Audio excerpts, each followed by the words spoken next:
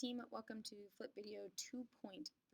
We're going to be examining in a little greater detail here, the Silk Road and China's Golden Age. So we're actually going to cover several different essential questions throughout this video. We'll start with first, how did the Silk Road lead to cultural diffusion across Eurasia? Eurasia, of course, being the term referring to Europe and Asia, one big landmass. So let's note first that a change China experienced from the Qin Dynasty through the Han Dynasty, so change on the left-hand side. Under the Han Dynasty, China began to engage in inter-regional, that means across-region trading, in Eurasia through a trade route that the Han Dynasty began to really unify and use, known as the Silk Road. So you'll notice that the Silk Road at this time under the Han Dynasty is going to stretch all the way from Central Asia into China. Now, what is the Silk Road? Now, the Silk Road was a trade route that was established during the Han Dynasty that connected, ultimately, China, Central Asia, and then over a long period of time, getting all the way to Western Europe. And at the time, Western Europe was known as Byzantium, or the Byzantine Empire. That'll come back in the next two units. So remember that idea of the Byzantine Empire. All these incredible innovations that the Han Dynasty began to experience and to create are then going to diffuse across this Silk Road and impact those societies. In turn, China too is going to be influenced by the peoples, the ideas, and the technologies that are going to get diffused in the reverse direction to Chinese society. So why is it called the Silk Road? I'm sorry, I guess my little animation goes away. Oh, geez, there we go. The Silk Road. So the Silk Road was named because of the fact that China, for a time, had what's known as a monopoly on silk. A monopoly, just like the game. In Monopoly, you're trying to get everything, you to be the only person who owns those properties. Monopoly is when you have the exclusive possession or control of the supply or trade of a good or service. In other words, you're the only one that has it. Silk was in incredibly high demand at the time. You can imagine that if clothes had previously been made out of wool, that the cool silk is going to be considered not only just fashionable, but extremely valuable. And when Europeans and other countries and other regions began to get exposed to silk, they wanted to buy more and more and more. So the high demand for silk was what drove this trade, but was not necessarily the only thing traded along the Silk Road. Just a quick note on the gender roles here, that women were largely in charge of the production of silk. This was considered to be an incredibly important and valuable task, given the extent to which this was driving the economy. One of the things they would protect are those silkworms. So silk comes from worms. The little cocoons I've put here on the top left are actually what people unwind, then use the cocoon to make silk, to weave silk, and to create those silk clothing, as you can see in the bottom left, an example of the Han Dynasty silk. Those silkworms were so incredibly valuable because you can imagine if other people get access to those silkworms, then they could just bypass China entirely. So stealing a silkworm could land you in jail, even punishable by death, right? So this is a true representation of the importance of silk in this ultimate trade route. So where did it come from? The origins on the left-hand side.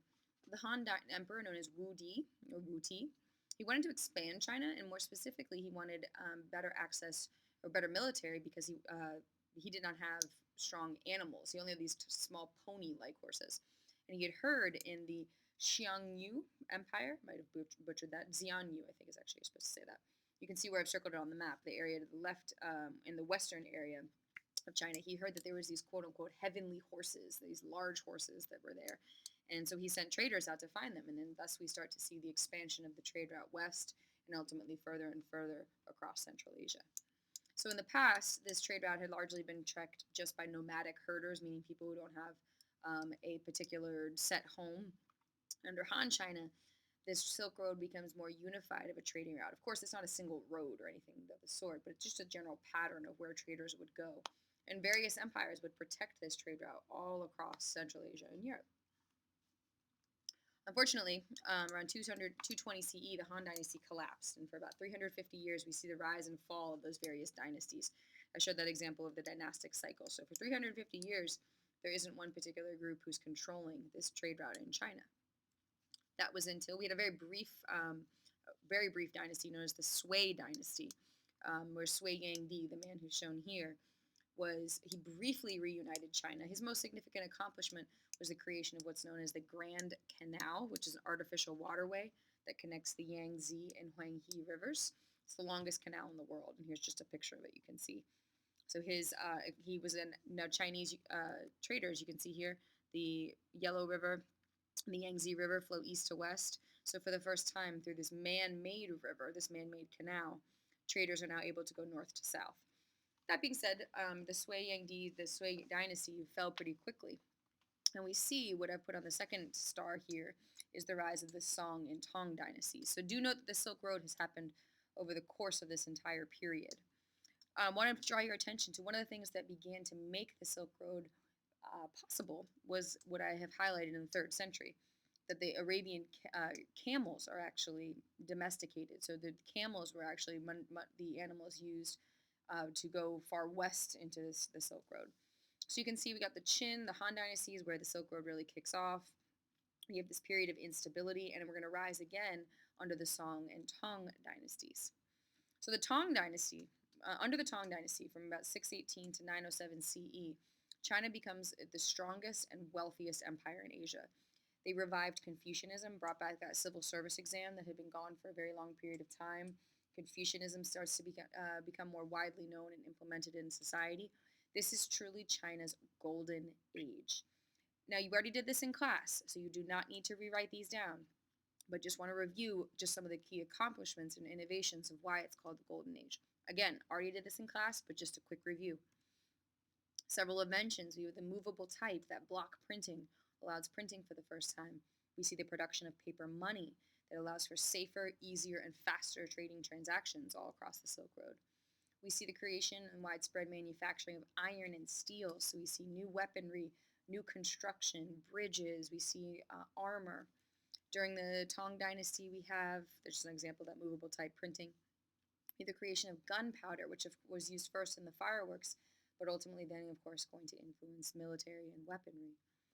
We have the Tong Dynasty and Song Dynasties. We see the emergence of master shipbuilders, those junks, that specific type of ship with the effective sails. They had watertight bulkheads, meaning that the ship itself was watertight. That improved its buoyancy. Your buoyancy is your ability to float. So now you can trade over long distances. They perfected the compass, which leads to greater exploration, coupled, of course, with this new way to do so with the junks. There's all kinds of greater scientific inquiry. For example, there was a 40-foot mechanical clock tower to improve and to standardize time. Shenghua argued that the tides were caused by the moon, not by the sun. So all kinds of new scientific inquiry. All clear signs that this is a time of prosperity, a time of success, and a time of stability. Thus, this is why this period, specifically under the Tong and Song dynasties, that China is known to be in its golden age. Finally, of course, the cities. Cities grew very, very strong specifically under the Song, who came after the Tong. These are places where we see all kinds of fashion, art, dance, very cosmopolitan, which means all kinds of different groups of people living with one another. So truly a golden age for China. Now here's one of the big shifts. Under the Tang Dynasty, for the first time, the Han had certainly experienced trade along the Silk Road, but it was under the Tang Dynasty that emperors were really encouraging this foreign trade. So we see lots and lots and lots of interaction on a global level here. Compare that, of course, to the very small-scale interactions that they had under the Qin Dynasty, and really even under the Han. It's under the Tang Dynasty we see all kinds of expansion and interactions through trade. Just bringing you back to your timeline, just to see where we are, you can see at 750, under the Tang Dynasty specifically, we see the peak movement along the Silk Road. One of the things that we see that's most important is cultural diffusion now into China. China being influenced by the rest of the world. And the most specific way is through what's known as Buddhism. Right? So what is Buddhism? Buddhism is the 4th largest religion in the world. Notice that I put philosophy. Many people argue that Buddhism is more of a philosophy than it is a religion, and I'm going to explain why. Buddhism originated in northern India, what is now modern-day Nepal, and it spread to the east and the southeast along the Silk Road. This belief system is what Buddhism is. This belief system is based upon the life of a prince named Siddhartha Gautama. This is the man who will ultimately become the Buddha. So what is Buddhism? Where did it come from? Right? So Buddhism is still on the left. On the right-hand side, it's actually an offshoot of Hinduism. That means it came from Hinduism. Imagine a tree branch and then a little branch sprouting off. The tree branch is Hinduism. Buddhism is an offshoot of Hinduism. And, oh, that's a repetitious thing. I'm sorry, you don't need to write that twice. So what are Buddhists? What's going on here? Buddhism believes, here's the spread of Buddhism, the origins. See this little area here in northern Nepal, in India, what was northern India, now modern day Nepal. This is the origin of Buddhism, and Buddhism is now going to spread all over East and Southeast China, East and Southeast Asia. So what does Buddhism believe? First of all, Buddhism, based on this idea of Buddha, Prince Siddhartha Gautama was a man who was born in the 538 CE, and he lived in great luxury, lived in a palace, a very sheltered life. His father didn't want him exposed to suffering, to death, to poverty, to trouble, so he had a very sheltered life. When he was a young adult at age 29, he decided that he wanted to leave this palace and this sheltered life to better understand the world around him and to find solutions to the suffering that he became exposed to when he left. For about 6 years, he wandered around most of the same area, but generally speaking, in Southeast Asia. And he had a very strict ascetic life. That means denying yourself of any real, a very disciplined life, very minimal possessions, minimal food. We're having very, very strict focus for about 6 years.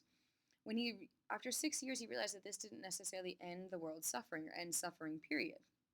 So he took a different approach, and under a very famous tree, he sat and meditated. And he meditated around the suffering of the world, the causes of suffering, ultimately achieving what's called nirvana, which is an awakened state when you are truly in understanding of the truth about life and the world. And it was at this moment that Siddhartha Gautama became the Buddha, which is known as the awakened one. What he said is he came to the conclusion that there are 4 noble truths about the world. 1, that life is full of suffering. 2, that people suffer and the world suffers because of desire. We want things. We want money. We want power. We want influence. We want luxurious goods. 3, the cure to suffering is the cure for desire. To end our suffering, we must end our desire. Right? We need to stop wanting power, wanting things we can't have. And the way to do that, number 4, remove desire by following what's known as the Eightfold Path. Much like the other major tradition faiths of the world, the Eightfold Path could be compared to the 10 Commandments, the 5 Pillars of Faith, the Maimonides truths, right? In many of the different faiths, there's a way to live life in the Eightfold Path of know the truth, having right intentions, having right speech, right action, right livelihood, so on and so forth. These are the ways that Buddhists believe to live a good life, to ultimately achieve nirvana, to achieve enlightenment. You'll notice I didn't say any mention a god in this process or a supreme figure. The absence of a supreme figure is why many people believe that Buddhism is more of a philosophy than it is a religion. So how did it spread? In India, there was an emperor named Asoka who would send out missionaries across the Silk Road. They went all across Southeast Asia, to ultimately becoming incredibly influential, Buddhism becoming incredibly influential in China and all of the southeastern regions you see here. Buddhism as a philosophy, as often happens in cultural practices, encountered some of the native Chinese philosophies and practices, and so Buddhism has many different variations and adaptations. You can see that here in the different representations of Buddha.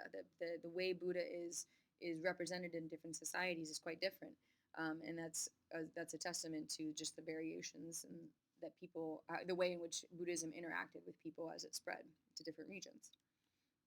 These are some pictures I took in China when we went on our trip. You can see that these are people at a Buddhist temple in China and offering they're burning incense, and they're offering their incense to Buddha.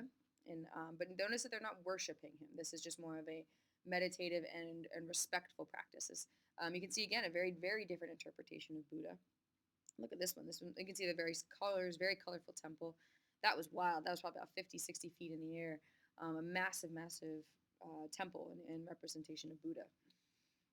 The last piece. As Buddhism spread along the Silk Road and began to influence the cultures of the places it was, it, like many faiths, experienced a split into two different types of Buddhism: Theravada Buddhism and Mahayana Buddhism. Theravada Buddhism follows more the way that Buddha himself began his journey. It's called the Way of the Elders. This monastic, which means becoming a monk. You've probably seen Buddhist monks before, usually wearing orange, sometimes red robes, shaved heads, living a very, very simple, basic life, often removed from the rest of society to try to remove yourself from those worldly desires. You can see the areas where Theravada Buddhism is more common in Myanmar, Thailand, down to Laos, a little bit into Cambodia. Mahayana Buddhism is the more larger practice, which is more the idea that it's called Buddhism for the masses. It's more the idea that Buddhism is a way to better understand the world and to really ultimately save all of humanity and to work to end humanity's suffering rather than just focusing more on the individual enlightenment that Theravada Buddhism emphasizes. So you can see that we got the idea that you seek guidance from the people who have become the wise beings of society, and they in turn can help teach others. So a little bit more of a widespread impact with Mahayana Buddhism. Theravada, a little bit more of an individual focus. So clearly, from beginning to end, the Silk Road has just had an unbelievable impact of cultural diffusion, both in China and outside of China. Go ahead and pause here, and you will complete the quiz questions that are associated with the video. Thanks, guys.